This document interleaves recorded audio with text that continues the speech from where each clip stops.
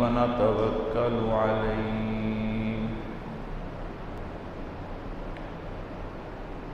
ونعوذ بالله من شرور أنفسنا ومن سيئات أعمالنا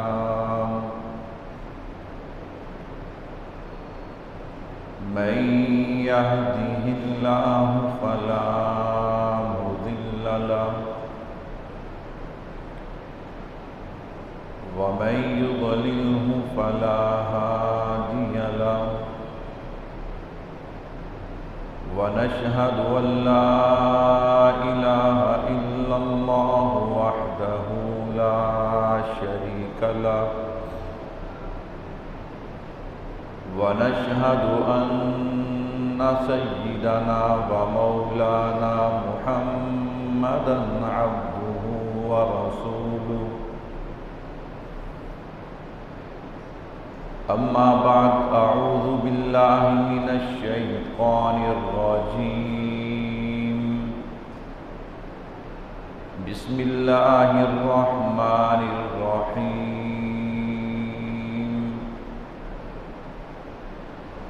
هو الذي أرسل رسوله بالهدى ودين الحق ليظهره على الدين كله ولو كره المشركون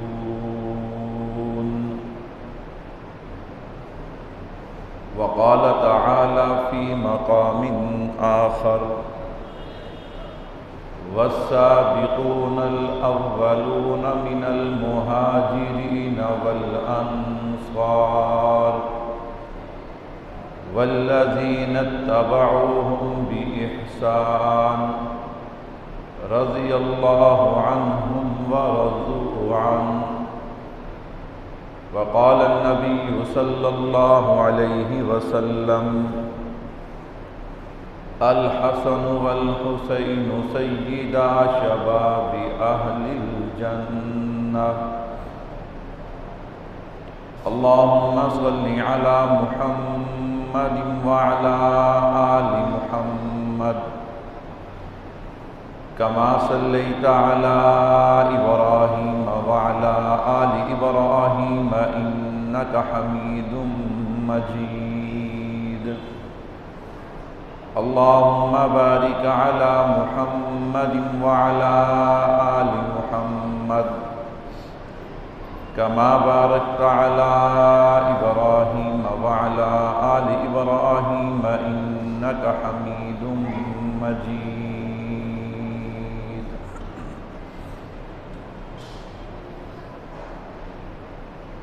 لا ریب تیری روح کو تسکین ملے گی لا ریب تیری روح کو تسکین ملے گی تو کرب کے لمحات میں قرآن پڑھا کر آ جائے گا اقبال تجھے جینے کا کرینہ آ جائے گا اقبال تجھے جینے کا کرینہ تو سرور کونین کے فرمان پڑھا کر تجھ میں اور مجھ میں فرق صرف اتنا ہے اے محسن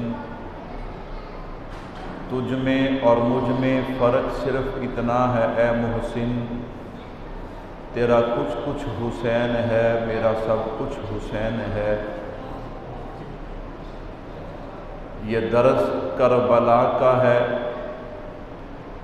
یہ درس کربلا کا ہے کہ خوف بس خدا کا ہے میرے نہایت ہی واجب الاحترام تشریف فرما عزیز بزرگوں دوستوں بھائیوں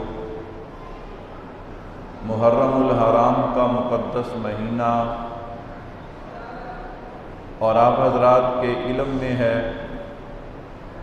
کہ اس مہینے کی یکم تاریخ امیر المومنین خلیفۃ المسلمین مسلمانوں کے دوسرے خلیفہ مراد پیغمبر داماد حیدر حضرت سیدنا فاروق اعظم رضی اللہ تعالیٰ عنہ کی البناک شہادت ہے، اور اسی طرح اس مہینے کی 10 تاریخ کو نواسہ رسول جگر گوشہ بطول حضرت حسین ابن علی رضی اللہ عنہما کی میدان کربلا میں شہادت ہے۔ میں نے محرم الحرام سے پہلے ایک جمعہ میں حضرت فاروق اعظم رضی اللہ تعالیٰ عنہ کی سیرت کے حوالے سے مختصر گفتگو کی تھی، اور آج میرے اللہ نے چاہا شہادت سیدنا حسین رضی اللہ تعالیٰ عنہ کے حوالے سے کچھ باتیں آپ حضرات کے گوش گزار کروں گا۔ اللہ سے دعا ہے اللہ مجھے شرح صدر کے ساتھ کلام کرنے کی توفیق عطا فرمائے۔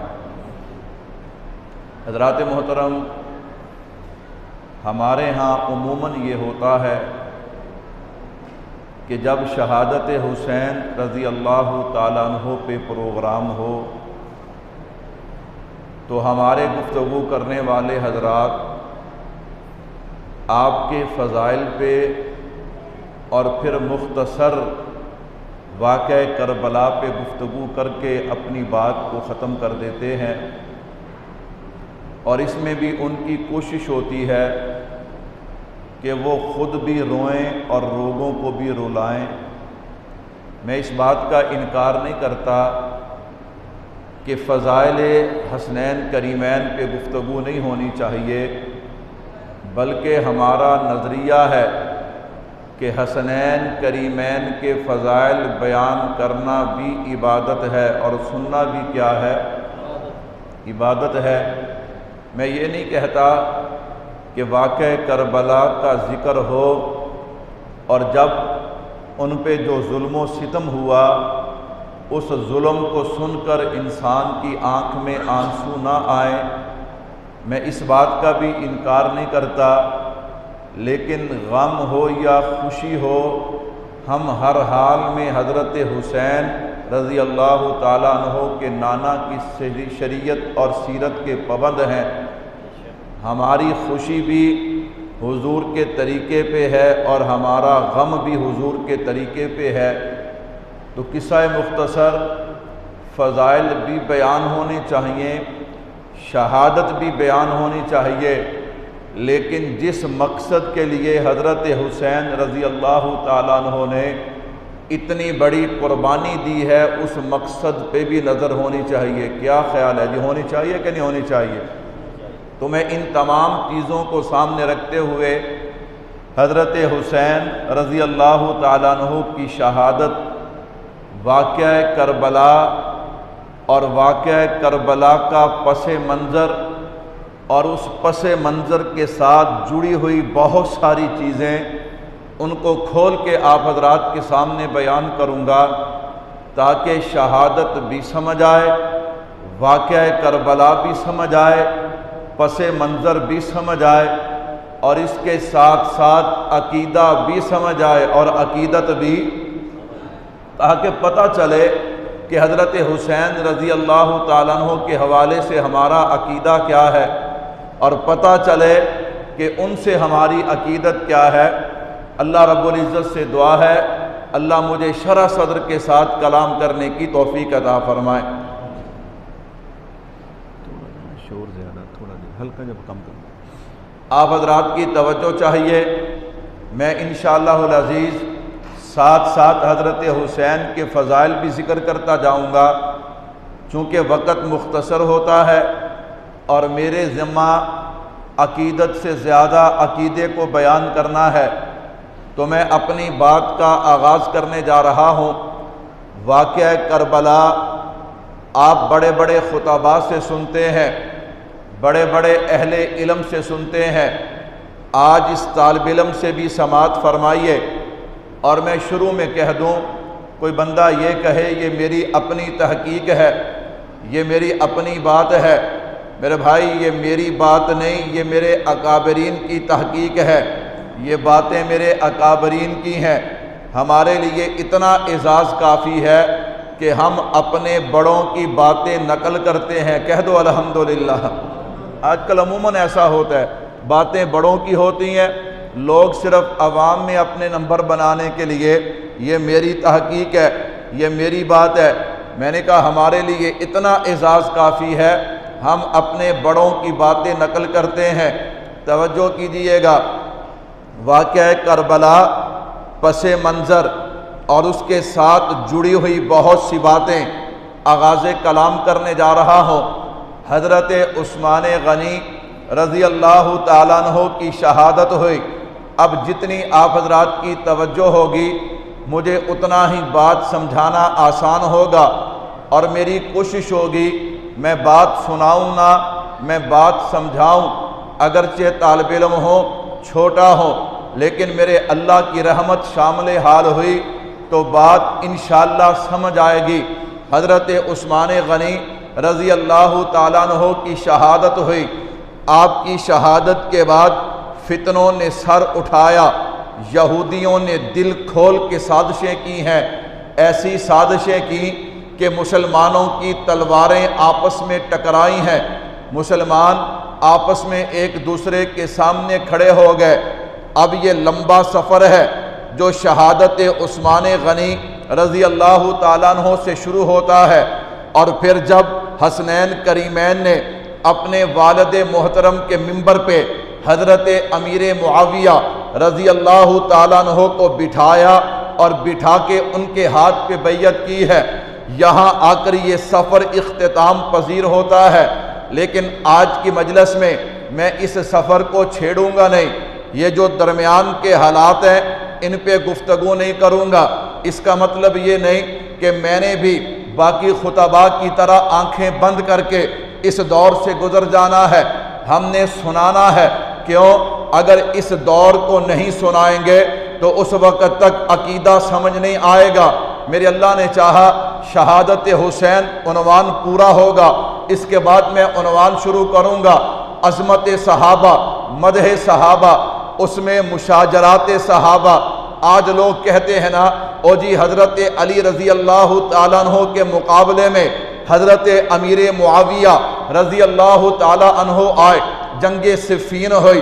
یہ سارے حالات میں انشاءاللہ اس عنوان کو مکمل کر کے، چونکہ ایک تفصیل ہے، تفصیل سے عرض کروں گا تاکہ انشاءاللہ عقیدہ بھی سمجھ آئے اور عقیدت بھی.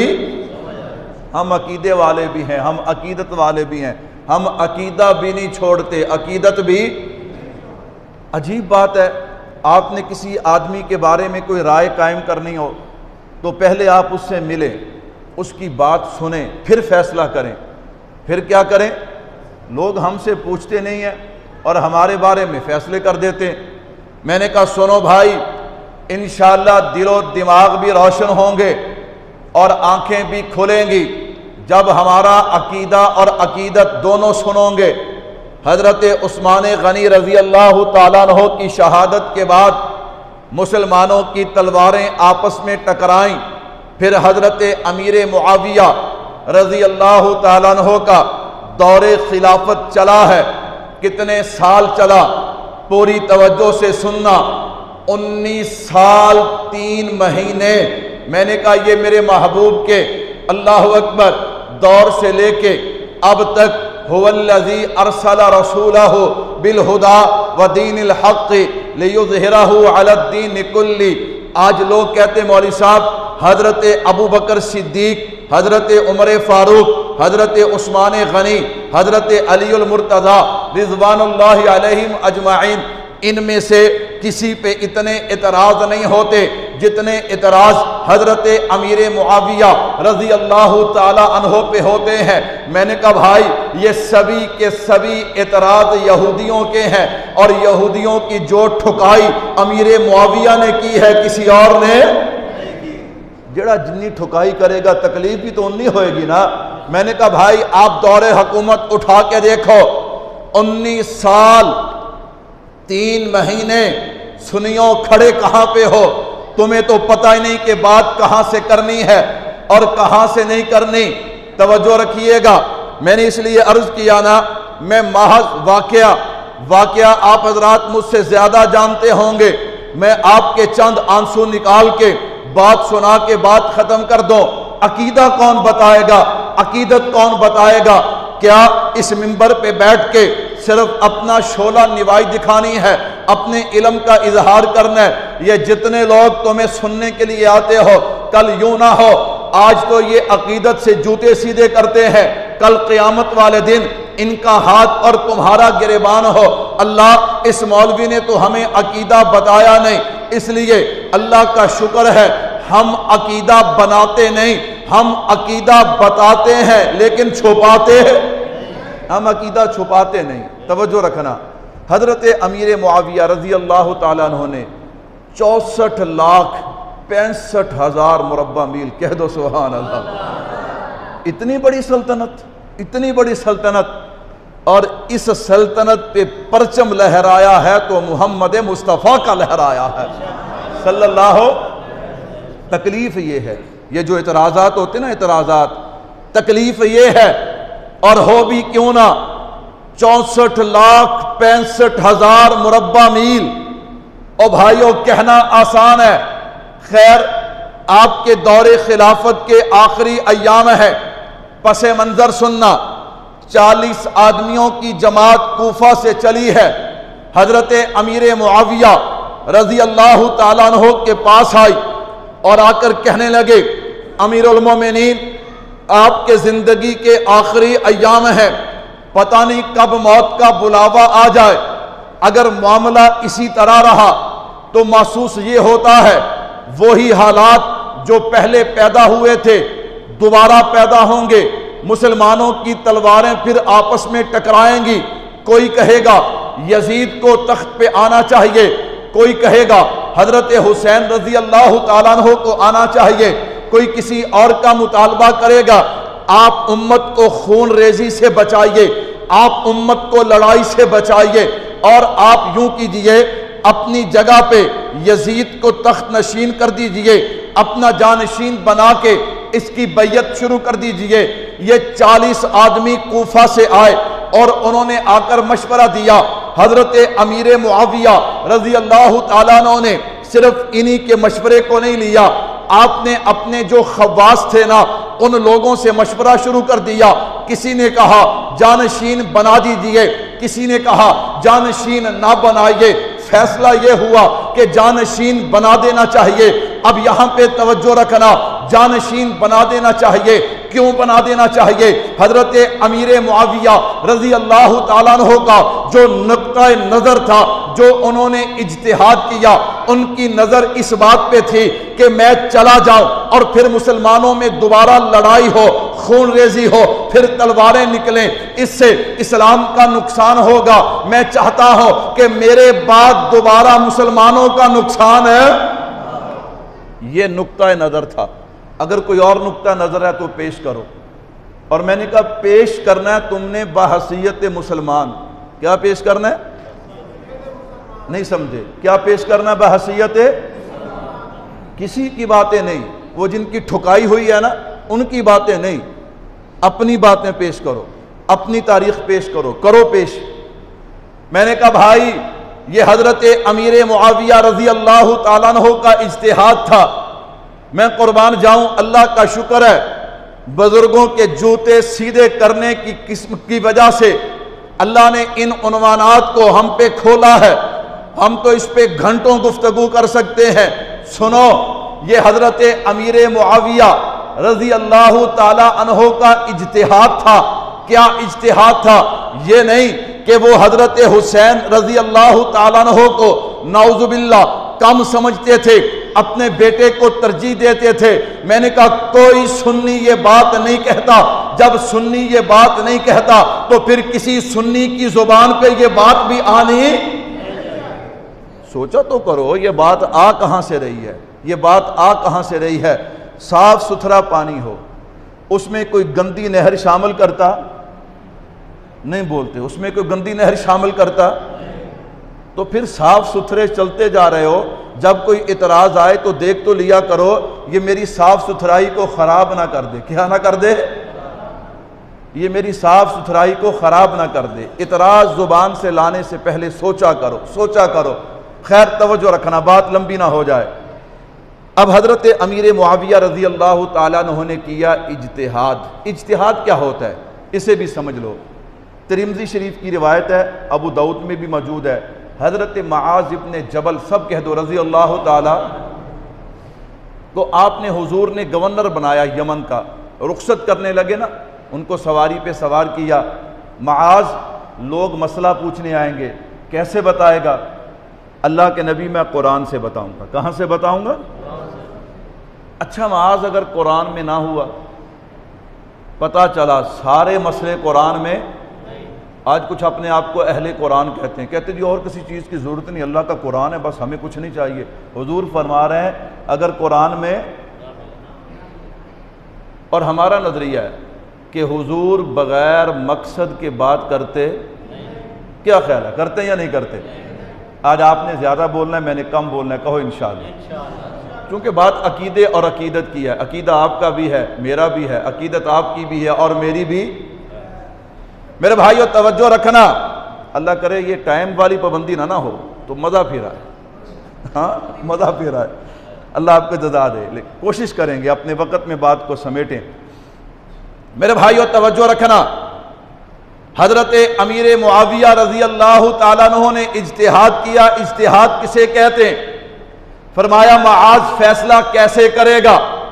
حضور قرآن دیکھوں گا۔ فرمایا اگر قرآن میں مسئلہ نہ ہوا، فرمایا آپ کی سنت مبارکہ دیکھوں گا۔ فرمایا اگر وہاں بھی نہ ہوا، پتہ چلا کہ وہاں بھی تمام مسائل جو ہیں ان کا حل موجود ہے، نہیں، اب صحابی کا جواب سننا، اللہ کے نبی اجتہاد کروں گا، اللہ کے نبی قیاس کروں گا۔ حضور نے یہ نہیں کہا نہ قیاس نہ کرنا، قرآن و حدیث سے باہر نہ جانا، قرآن و سنت سے باہر نہ جانا، نعوذ باللہ، یہ قیاس تو شیطان نے سب سے پہلے کیا تھا۔ حضور کیا فرماتے؟ اللہ میں تیرا شکر ادا کرتا ہوں کہ تو نے میرے قاصد کو وہ چیز عطا کی ہے کہ جس پہ محمد فرشوں پہ راضی ہے، عرشوں پہ خدا راضی ہے۔ اجتہاد کسے کہتے ہیں؟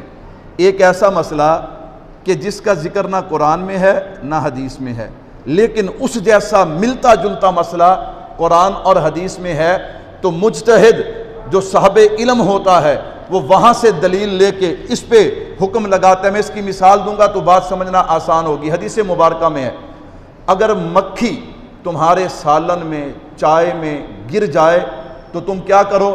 فرمایا اس کے ایک پر میں شفا ہوتی ہے اور ایک میں بیماری ہوتی ہے، یہ بیماری والا ڈبوتی ہے، تم اس کو ڈبو، دل مانے تو پی لو، دل نہ مانے تو پیو۔ یہ کئی بندے نا، حضرت استاد جی گھمن صاحب فرمایا کرتے ہیں، کئی بندے کہتے ہیں مولوی صاحب پلیٹ صاف کرنا سنت ہے، کی یہ فرمایا ہن پلیٹ صاف کردیاں کئی بندے اپنے آپ کو بیمار کر لیندے نے، کھانا کم ہے لیکن اس میں کھانا زیادہ ہے، اب لگے ہیں کہ پلیٹ صاف کرنی ہے۔ فرمایا پلیٹ صاف کرنا سنت ہے، جان بچانا فرض ہے۔ بات سمجھے ہو؟ بڑوں کی باتیں بڑی ہوتی ہیں، پتہ نہیں آپ کو سمجھ آئی ہے کہ نہیں آئی۔ فرمایا پلیٹ، میں سنت کی مخالفت نہیں کر رہا، صاف کرنی چاہیے، لیکن اس حد تک چلے جانا، پھر بندہ کہے جی ہوں میں پیا میں چک لاؤ، اس حد تک بھی جانا نہیں چاہیے۔ فرمایا پلیٹ صاف کرنا سنت ہے اور جان بچانا کیا ہے؟ میرے بھائیو توجہ رکھنا، فرمایا دل مانے تو پی لو، نہ دل مانو تو نہ پیو۔ اچھا مولوی صاحب مکھی گری تو مسئلہ آ گیا، اگر اس مکھی جیسی اور بہت سے کیڑے مکوڑے ہیں، اگر وہ داخل ہو جائیں تو اب کیا حکم ہے؟ میں نے کہا اٹھاؤ قرآن، کوئی حکم نہیں، اٹھاؤ حدیث، کوئی حکم نہیں۔ اب آیا فقیہ، اب آیا مجتہد، اس نے کہا اس کیڑے مکوڑوں کا وہی حکم ہے جو مکھی کا حکم تھا۔ او جی دلیل کیا ہے؟ کہا دلیل وہ مکھی والی ہے، مکھی اگر چائے میں گر جائے وہ چائے جو ہے وہ حرام اور ناپاک نہیں ہوتی، کیوں؟ اس مکھی میں بہنے والا خون نہیں ہوتا، جس طرح اس میں بہنے والا خون نہیں، تو جس کیڑے مکوڑے میں بہنے والا خون نہیں ہوگا اس پہ یہی حکم لگایا جائے گا تو مجتہد کیا کرتا ہے کہ جو مسئلہ پیش آیا اس جیسا جو مسئلہ پہلے قرآن و حدیث میں موجود ہوتا ہے اس کا حکم اس پہ لگاتا ہے۔ تو بھائیو یاد رکھنا، مجتہد جب اجتہاد کرتا ہے تو اس کو 2 اجر ملتے ہیں۔ کتنے اجر ملتے ہیں؟ 2 اجر ملتے ہیں۔ پہلا اجر دن رات ایک کی ہے، محنت کی ہے، اس نے مسئلہ تلاش کیا ہے، پہلا اجر اس پہ۔ دوسرا اجر کہ مسئلہ ٹھیک ہے۔ مسئلہ کیا ہے؟ اور اگر خدا نہ خواستہ مسئلہ ٹھیک نہ ہو تو پھر بھی اسے گناہ ملتا، پھر بھی اسے ایک ثواب کیا ہے؟ کیسی عجیب بات ہے، مسئلہ ٹھیک ہو تو کتنے اجر ہیں اور مسئلہ ٹھیک نہ ہو تو کتنے اجر ہیں؟ اب حضرت امیر معاویہ رضی اللہ تعالیٰ عنہ نے یہ کیا اجتہاد کہ میرے بعد اگر یزید تخت پہ آ جائے گا تو مسلمانوں میں اتفاق رہے گا، لڑائی۔ یہ حضرت امیر معاویہ کا کیا ہے؟ یہ اجتہاد ہے۔ اللہ اکبر۔ اب ایک بات اور سننا، حضرت امیر معاویہ سب کہہ دو رضی اللہ تعالی عنہ، حضرت امیر معاویہ نے یزید کو اپنا جانشین بنا دیا، تخت پہ بٹھا دیا۔ اب سوالات کے بچھاڑ ہوگی، اب سوالوں پہ سوال ہوں گے۔ میں نے کہا ہم سوالوں سے گھبراتے نہیں ہیں، لیکن ہم عرض کرتے ہیں جیسے سوال کرو پھر جواب سننے کا حوصلہ بھی رکھا کرو۔ میرے بھائیو سننا ذرا، سوال میں نے پہلے عرض کیا، بھائی دیکھا کر یہ سوال ہے کس کا، یہ سوال مسلمانوں کا ہے بھی کہ نہیں، اتنا تو غور و فکر کر لیا کرنا، پھر اس کے بعد سوال کیا کر۔ اچھا سوال پیش کرنے سے پہلے ذرا میں عقیدہ اور عقیدت پیش کرتا جاؤں تاکہ بات کھل کر سامنے آ جائے، اور پھر میں سوال نقل کر کے ان کے جواب دوں گا۔ سنو میرے بھائیو، 2 چیزیں ہیں، اللہ اکبر، جنہوں نے فیصلہ کیا انہیں حضرت امیر معاویہ رضی اللہ تعالیٰ عنہ کہا جاتا ہے، اور جس کے بارے میں فیصلہ کیا اسے یزید کہا جاتا ہے۔ آپ حضرات کے ذہن میں ہونا چاہیے کہ ہمارا تعلق حضرت امیر معاویہ رضی اللہ تعالیٰ عنہ سے تھا، ہے، اور انشاءاللہ جب تک جسم میں جان ہے رہے گا، تو انشاءاللہ رہے گا انشاءاللہ۔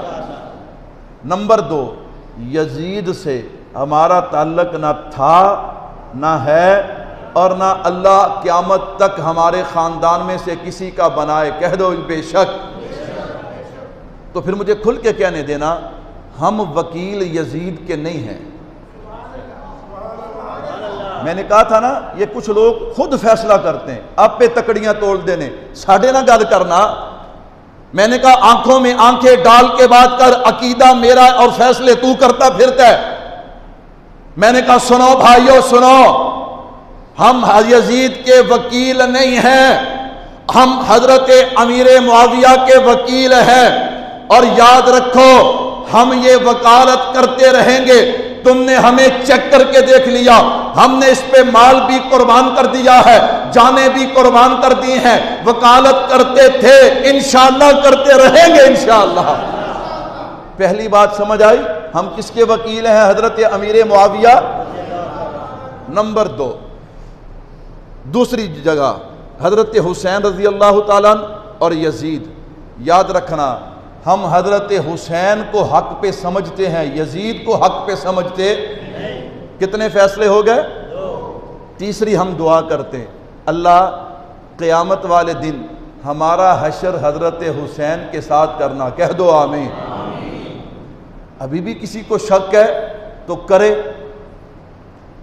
ابھی بھی کسی کو شک ہے تو ہم نے کسی سے جناب والا سرٹیفکیٹ تو لینا نہیں، جسے شک ہے وہ آئے، ہم اسے تو چیک کریں نا، اس کا عقیدہ کیا ہے۔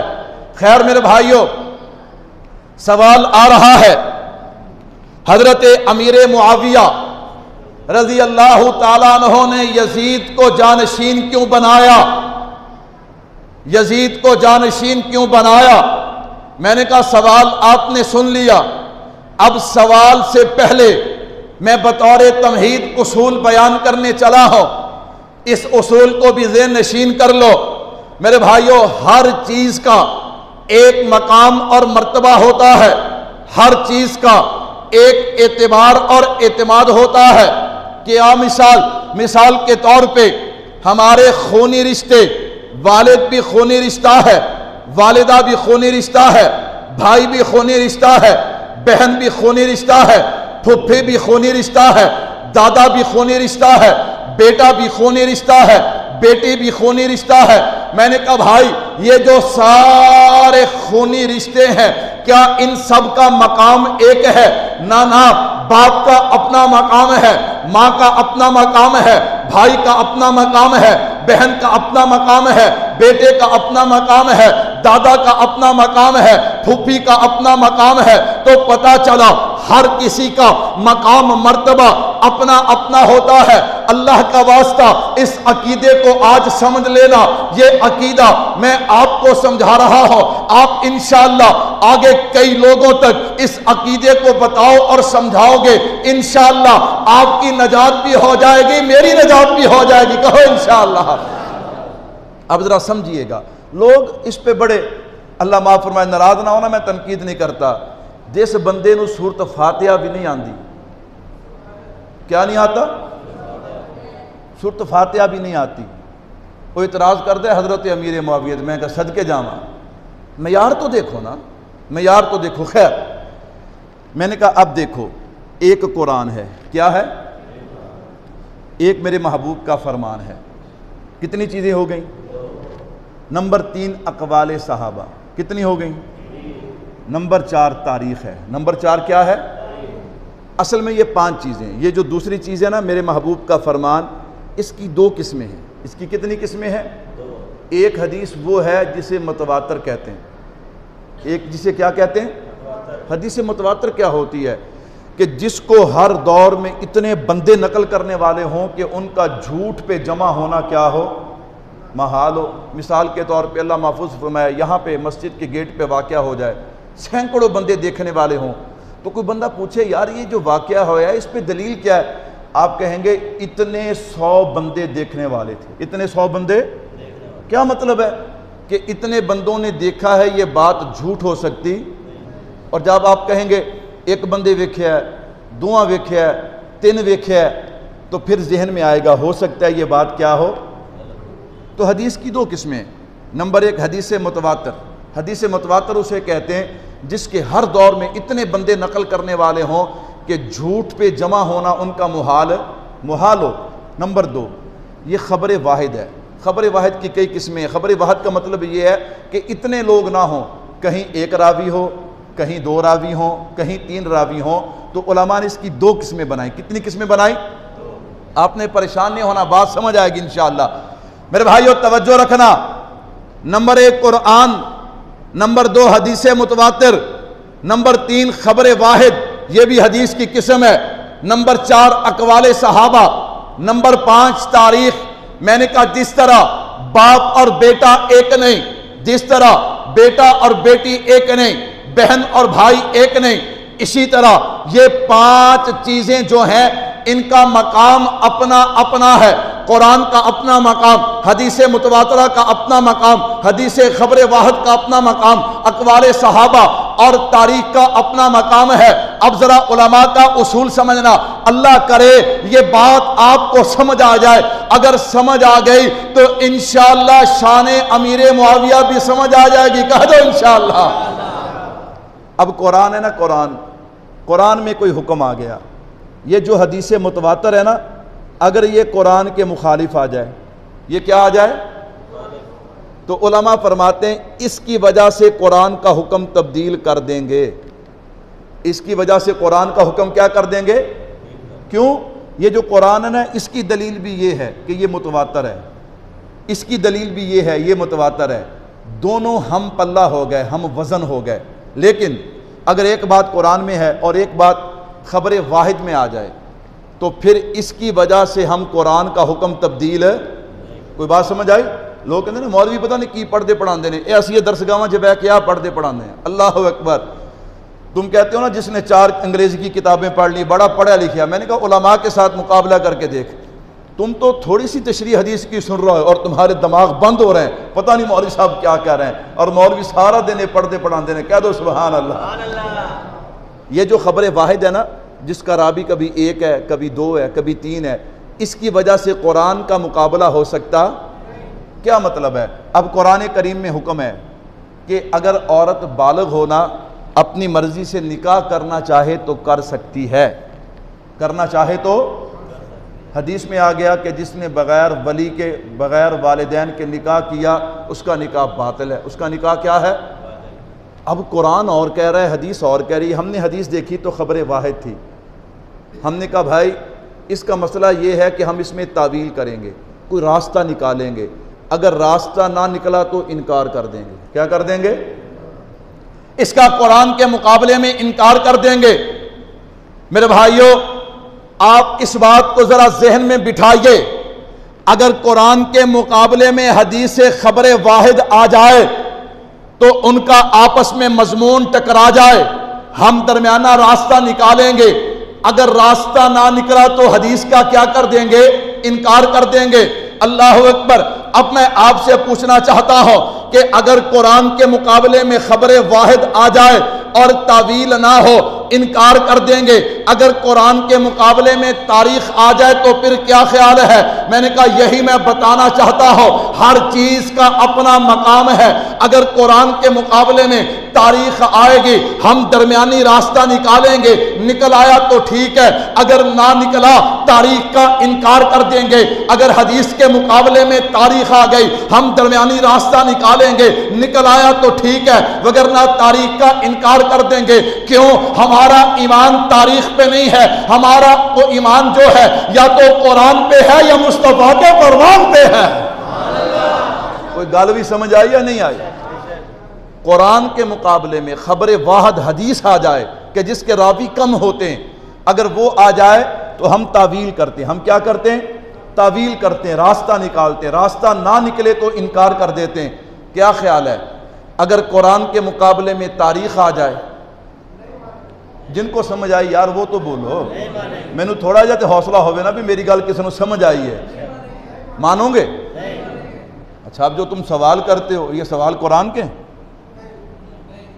صدقے جاواں یہ ان کے ہیں جن کی ٹھکائی حضرت امیر معاویہ نے کی ہے رضی اللہ تعالی۔ چلو میں دلیل کے ساتھ بات کرتا ہوں، توجہ رکھنا۔ پہلا اعتراض، اصول ذہن میں آ گیا کہ قرآن کے مقابلے میں تاریخ چل سکتی، حدیث کے مقابلے میں تاریخ چل سکتی، اقوال صحابہ کے مقابلے میں تاریخ چل سکتی۔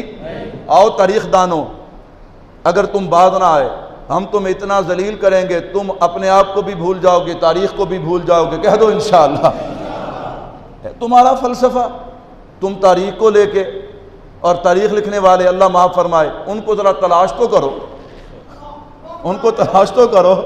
میں نے کہا ان کو تلاش تو کرو، دیکھو تو صحیح لکھی کس نے ہے۔ اور قرآن وہ ہے، اللہ اکبر، جس کے بارے میں اللہ فرماتے اِنَّا نَحْنُ نَزَّلْنَا الذِّكْرَ وَإِنَّا لَهُ لَحَافِظُونَ۔ ترازو لگا ہے، جاؤ ہم کسی کو، وہ اور مولوی ہوں گے جو جناب والا پیچھے پیچھے پھرتے ہوں گے، ہم وہ مولوی نہیں، ہمیں پتہ ہے۔ اللہ نے فرمایا محبوب تیرے ذمے پہنچانا ہے، تیرے ذمے کیا ہے؟ تیرے ذمے ہدایت نہیں، مولوی کے ذمے ہدایت نہیں کہ مولوی صاحب آگ کیوں نہیں مندا۔ میں نے کہا ایدی قسمت جنت ہے نہیں، ایدی قسمت جنت ہے تو میں انہوں کی میں منا لواں۔ میرے بھائیو توجہ رکھنا، اللہ اکبر۔ کہنے لگا مولوی صاحب اب اعتراض سننا، اعتراض۔ میں نے کہا اسے ٹھنڈے دماغ سے سوچنا، اسے محض میرے جذبات نہ کہنا، تم نے ہمارے جذبات دیکھے ہی کہاں پہ ہیں، ہم تو ابھی دلائل کی دنیا میں بات کر رہے ہیں۔ سنو، میں نے کہا تم کہتے ہو حضرت امیر معاویہ رضی اللہ تعالیٰ عنہ نے یزید کو اپنا جانشین کیوں بنایا؟ میں نے کہا یہ تمہارا سوال ہے۔ کہتا جی سوال ہے۔ میں نے کہا اچھا اٹھاؤ قرآن، قرآن میں کہیں پہ لکھا ہوا ہے کہ باپ کے بعد بیٹا جانشین نہیں بن سکتا؟ کہیں حدیث میں لکھا ہے؟ تم نے جس نبی کا کلمہ پڑھا ہے اس نبی نے کہیں پہ منع کیا ہے کہ باپ کے بعد بیٹا جانشین نہیں بن سکتا؟ میں نے کہا جب قرآن بھی منع نہیں کرتا، جب آمینہ کے لال بھی منع نہیں کرتے، تیرا اور میرا ایمان یا تو قرآن پہ ہے یا محمد کے فرمان پہ ہے صلی اللہ کرو پیش۔ او جی تاریخ تو میں کہا تاریخ ٹکراوے قرآن نہ تے مننی تو سا مننی ہے تو سارے کیوں نہیں بول دے مننی. میں نے کہا تھا نا آج آپ نے زیادہ بولنا ہے میں نے کم بولنا ہے انشاءاللہ. کہو انشاءاللہ. آپ قرآن سے آیت پیش کر دو. مولوی صاحب یہ قرآن کی آیت کہتی ہے کہ باپ کے بعد بیٹا جانشین نہیں بننا چاہیے. حدیث پیش کر دو کہ باپ کے بعد بیٹا جانشین. جب قرآن بھی خاموش ہے، حدیث بھی خاموش ہے، دین بھی خاموش ہے، اسلام بھی خاموش ہے، شریعت بھی خاموش ہے، اور امت کے اولیاء اللہ، مجتہدین، مفسرین، محدثین، نیک لوگ سب خاموش ہیں. کہو الحمدللہ. تو یہ سوال کہاں سے آیا؟ انہوں لبو تا صحیح یہ سوال آیا کتھوں؟ تلاش کرنا، اگر مل جائے تو مجھے بھی بتانا. نمبر 2، میں نے کہا دیکھو حضرت علی رضی اللہ تعالیٰ عنہ زخمی ہو گئے. ابھی شہادت سے پہلے کچھ لوگ گئے حضرت حسن کو آپ کا جانشین بنا دیں رضی اللہ تعالیٰ عنہ، ان کی بیعت کر لیں. فرمایا میں حکم بھی نہیں دیتا اور منع بھی. اگر باپ کے بعد بیٹا جانشین بننا شریعت میں غلط ہوتا تو حضرت علی کیا فرماتے؟ نا نا نا نا، میرے بیٹے کا نام نہ لو، کسی اور کا نام لو، میرے بیٹے کا نام. اور ان کی شہادت کے فوراً بعد حضرت حسن رضی اللہ تعالیٰ نے بلایا، آؤ لوگو میری بیعت کرو. کیا کرو؟ وہاں تو بیٹا باپ جو ہے وہ بلا رہا ہے، یہاں بیٹا خود بلا رہا ہے. بیٹا کیا کر رہا ہے؟ اور میرے ایمان کا حصہ حضرت حسن بھی ہیں، حضرت امیر معاویہ بھی ہیں. کہہ دو سبحان اللہ. تو کیا خیال ہے آپ حضرات کا؟ چلو آپ تو نہیں، آپ تو ماشاءاللہ بہت اچھے لوگ ہیں. جو فلاسفر ہیں، تاریخ کے فلاسفر، وہ کہتے ہیں نا لنڈے کے انگریز، ان سے پوچھو ہاں بھئی اب بولو حضرت حسن رضی اللہ تعالیٰ عنہ کا باپ کے بعد جانشین بننا ٹھیک ہے؟ کہتے جی ٹھیک ہے. ہم نے کہا اگر یہ ٹھیک ہے تو پھر وہ بھی نہیں بولتے، وہ بھی کیا ہے؟ دوسری بات کہنے لگے، دوسرا اعتراض سننا، کہنے لگے حضرت امیر معاویہ، سب کہہ دو رضی اللہ تعالیٰ، حضرت امیر معاویہ رضی اللہ تعالیٰ عنہ کو پتا تھا کہ یزید فاسق اور فاجر ہے. توجہ ہے میرے جملوں پہ؟ میں نے شروع میں عرض کیا تھا عقیدہ ہمارا اور فیصلے لوگ کرتے پھرتے ہیں. سنو، اکابرین علماء دیوبند کا متفقہ فیصلہ ہے.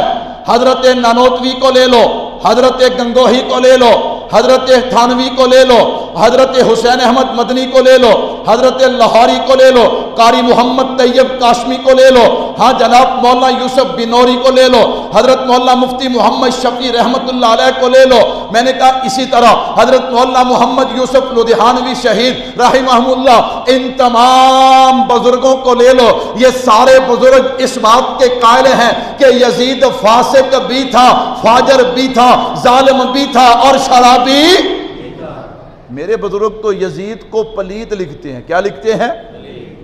یزید کو پلید لکھتے ہیں کہ یزید کیا تھا اور حسین پاک تھا. کہہ دو سبحان اللہ. حسین کیا تھا؟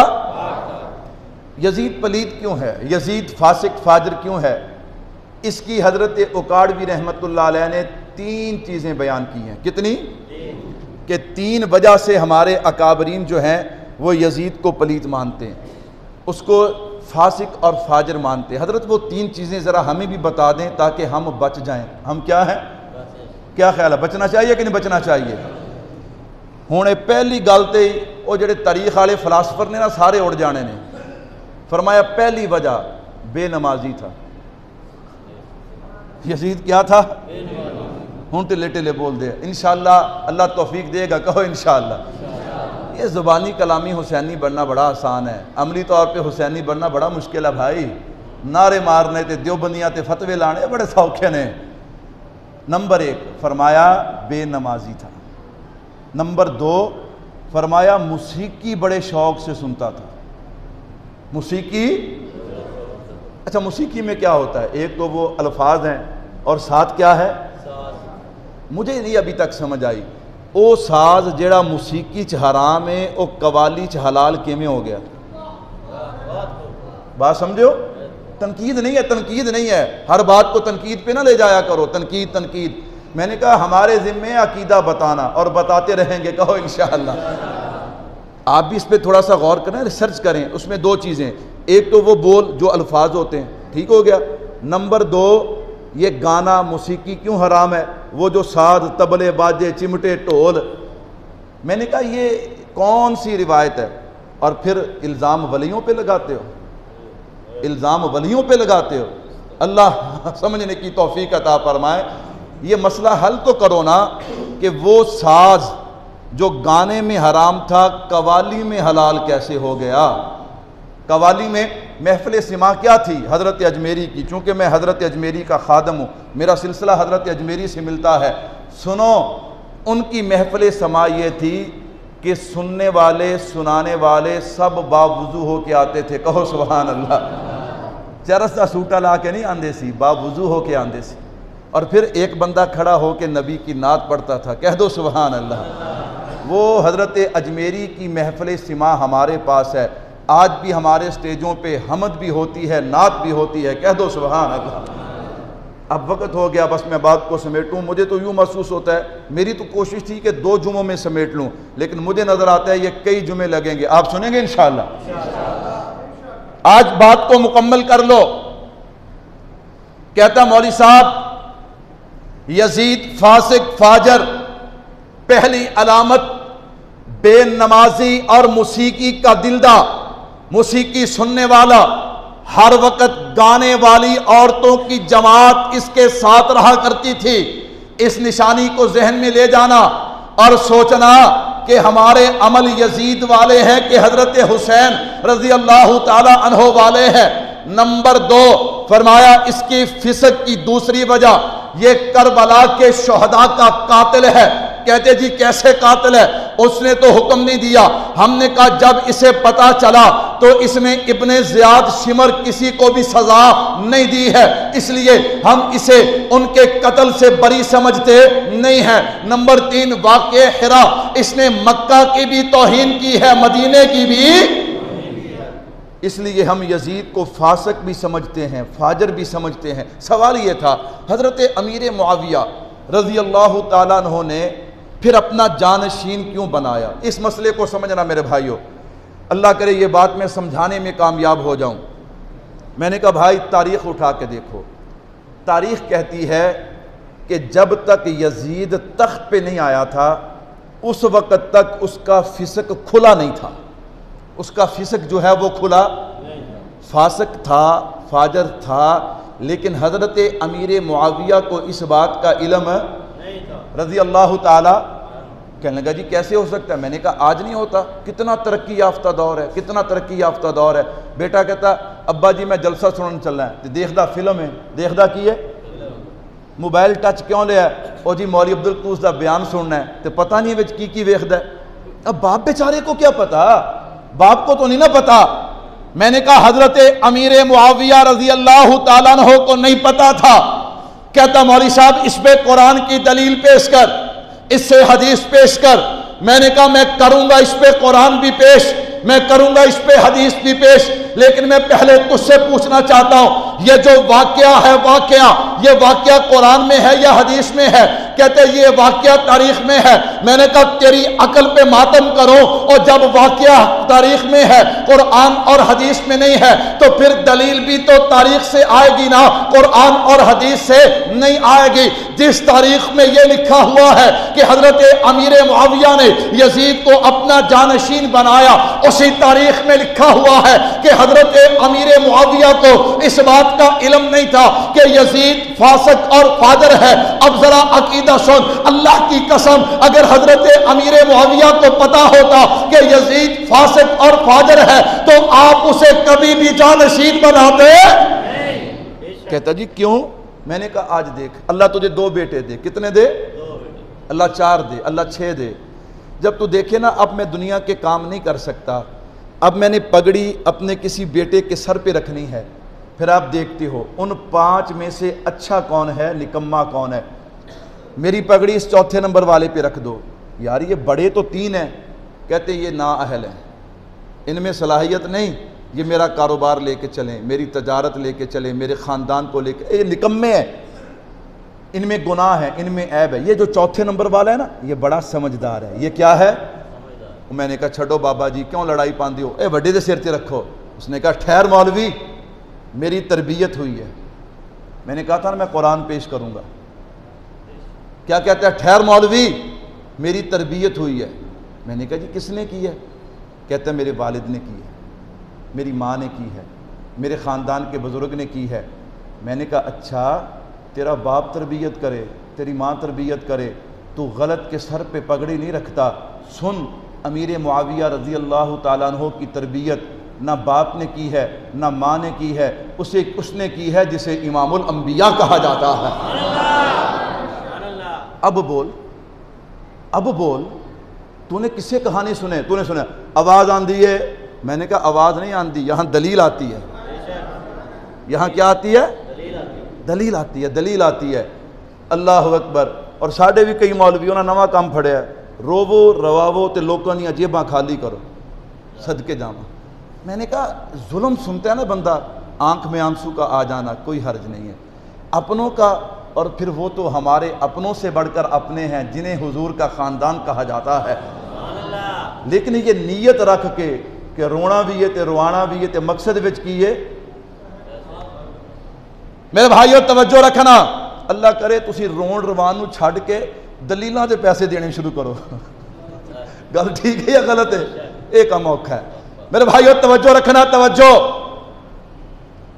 میں نے کہا بھائی آب زمزم لے کے آیا. اب وقت بھی ہوگا, مجھے آپ سے ڈر بھی لگتا ہے, اور میں کہتا ہوں بات بھی پوری ہو جائے. چلو ایک بات تو پوری ہونا, آئندہ جمعہ نئی بات شروع کریں گے, بس 2-4 منٹ توجہ رکھنا. ایک آدمی پانی لے کے آیا, بڑی اچھی نسل کا پانی, بڑی اچھی کمپنی کا پانی. 10 دن 15 دن 20 دن, مہینہ 1.5 مہینہ 2 مہینے پڑا رہا. اب آپ کے بیٹے نے وہ بوتل اٹھائی, ڈھکن کھولا, پینے لگا. آپ نے کہا رک جا بیٹا, رک جا رک جا. ابا جی کیا ہوا؟ اس پانی کو نہ پینا, اسے 2 مہینے ہو گئے, 3 مہینے ہوگا. ابا جی بڑی اچھی کمپنی کا ہے. کہا بیٹا پھر بھی اس پانی کو, اب دوسرا پانی ہے. کوئی گھر میں بیمار ہوا نا, وہ اٹھا بوتل جو میں مکہ سے لایا تھا. نہیں سمجھے؟ جو میں کہاں سے لایا تھا؟ جناب آپ کو تو 10 سال ہو گئے, آپ تو 10 سال پہلے حج پہ گئے تھے, 10 سال پہلے عمرے پہ گئے تھے. کہا مولوی صاحب اے پانی 100 سال بھی پیا رہے, نہ رنگ بدلدا ہے, نہ خوشبو بدل دی ہے, نہ مزہ بدلدا ہے. جو آب زمزم مجھ سمیت پینا چاہتے مل کے کہہ دو سبحان اللہ. اے باہر والے دا کوئی پروگرام نہیں آب زمزم پین دا, سارے کہہ دو نا سبحان اللہ. میں نے کہا یار وہ ایڈی وڈی کمپنی دا پانی ہے تے 4 مہینے چ بیکار, انہوں 10 سال ہو گئے. کہنے لگا مولوی صاحب پانی کا کمال نہیں ہے, وہ جو اسماعیل کی ایڑی لگی تھی نا, یہ اس ایڑی کا کمال ہے. میں نے کہا بھائی اس لیے تو ہم کہتے ہیں یہ تیرا نظریہ ہوگا کہ جسے حضرت اسماعیل کی ایڑی لگے وہ لاکھوں سال بعد بھی اس کا اثر نہیں جاتا. میں نے کہا بھائی یہ میرا عقیدہ بھی ہے, اور اس کے ساتھ ساتھ جس کی نسبت امام الانبیاء کے ساتھ ہو جائے یہ تیرا نظریہ ہے کہ اس کا رنگ, ایمان, خوشبو, تقوی, طہارت بدل جاتا ہے. میں نے کہا نانا خدا کی قسم, جسے محمد مصطفیٰ صلی اللہ علیہ وسلم کا ایک مرتبہ رنگ چڑھ جائے, صبغت اللہ, ہاں جسے یہ رنگ ایک مرتبہ چڑھ جاتا ہے پھر قیامت تو آ سکتی ہے, اس رنگ کا نہ جناب والا نقشہ بدل سکتا ہے, نہ خوشبو بدل سکتی ہے, نہ اس کا مزہ بدل سکتا ہے. امیر معاویہ رضی اللہ تعالیٰ عنہ کی تربیت کس نے کی ہے؟ وَيُزَكِّيهِمْ. اللہ فرماتے ہیں یہ نہیں کہ میرا محبوب تو پاک کرے گا, فرمایا تو نے کیا کر دیا؟ اچھا جسے حضور پاک کر دیں وہ دوبارہ بدل سکتا ہے؟ نہیں. سینے پہ ہاتھ رکھ کے کہنا سنیو, کیا وہ دوبارہ بدل سکتا ہے؟ نہیں. اصل میں اب میری بات, آخری بات نوٹ کر لینا, جو بندہ حضرت امیر معاویہ پہ تنقید کرتا ہے نا, وہ اصل میں خدا پہ تنقید کرتا ہے. کس پہ تنقید کرتا ہے؟ بولتے نہیں, کس پہ تنقید کرتا ہے؟ صحابی کوئی اپنی مرضی سے نہیں بنتا, صحابی کوئی اپنی مرضی سے نہیں بنتا, نہ نبی اپنی مرضی سے, نہ صحابی اپنی مرضی سے. نبی کا انتخاب بھی خدا کرتا ہے, صحابی کا انتخاب بھی خدا کرتا ہے. اچھا حضور تو عالم الغیب نہیں ہے, ہمارا عقیدہ ہے نبی عالم الغیب مختار کل، لیکن اللہ کو پتا تھا نا واقعہ کربلا ہونا ہے، پتا تھا یا نہیں پتا تھا؟ تو پھر اللہ نے حضرت امیر معاویہ کو چنا کہ نہیں چنا؟ میرے بھائیوں، اس سے بڑھ کر میں ایک بات اور کہنا چاہتا ہوں، جو نبی کے صحابی پہ تنقید کرتے ہیں نا، نعوذ باللہ وہ حضور پہ تنقید کرتے ہیں۔ وہ کس پہ تنقید کرتے ہیں؟ کیوں؟